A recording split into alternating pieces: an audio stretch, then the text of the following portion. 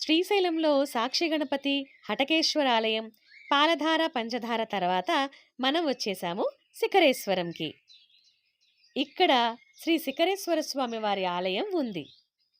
అలాగే మనం గణపతి స్వామి వారిని, సుబ్రహ్మణ్యేశ్వర స్వామి వారిని కూడా దర్శించుకోవచ్చు.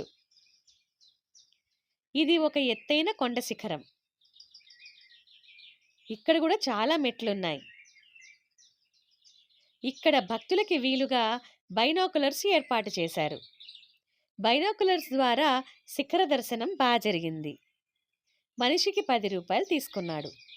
ఈ శిఖరేశ్వరం శ్రీశైలానికి దాదాపు 8 కిలోమీటర్ల దూరంలో ఉంది. ఇక్కడ నందికొమ్ముల మధ్య భాగము నుండి ఆలయ శిఖరాన్ని దర్శించుకోవాలి. శ్రీశైల శిఖరం దృష్ట్వా పునర్జన్మ న విద్యతే. అంటే ఈ శిఖరాన్ని దర్శించినంత మాత్రము చేతనే పునర్జన్మ ఉండదని పురాణాలు చెప్తున్నాయి. శ్రీ భ్రమరాంబికా మల్లికార్జున స్వామి వారి అనుగ్రహం మనందరిపై ఎల్లవేళలా ఉండాలని కోరుకుంటున్నాను.